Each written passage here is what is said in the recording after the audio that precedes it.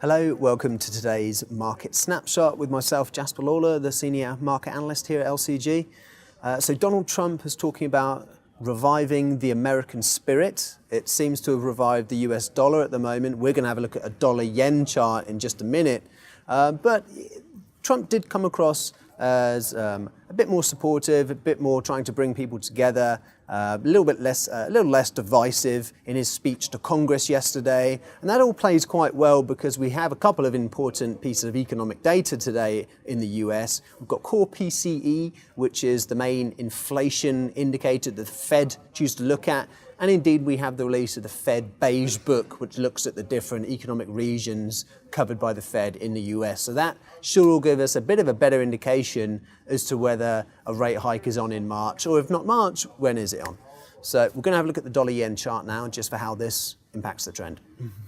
So this is the weekly chart for dollar-yen. As you can see, we had a big upsurge following the election, but we've been pulling back. And the way we've been looking at this market is that the uptrend is still on. And so during this pullback here, it's been difficult to find opportunities because you're heading against that general weekly burst higher. And we're just looking for signs that this correction is over. Now, there's another possibility today. We see a little bit better on a daily chart. So again, this is the correction in more detail. You can see that the downtrend of it has stalled out. We're now basically in a sideways range, pretty well defined between about 1150 and about 115. So a move above 115 would be a good indication of a breakout, but we're not quite there yet. But we are pushing above both of these daily moving averages, the 20 and the 50, price moving above there.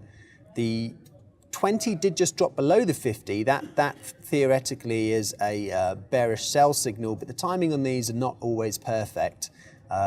So in the short term, you can see that we're pushing off the bottom of this range we mentioned, the 1150 area. We've had a break above this resistance here. So we're a little bit late to the party in terms of the break above this move, but what we are eyeing is a resistance back at these old peaks here around 113.80. If we get a pullback from around where we currently are or from that 113.80 as you'd expect near a resistance, once that next peak breaks to the top side, that could be our opportunity, perhaps to see the market push up towards 115 again. So that's it for today's market snapshot. We're just looking at the dollar, more importantly the dollar-yen, after Donald Trump's speech to Congress, ahead of a couple of economic data releases later today, which potentially could push up dollar-yen back to 115.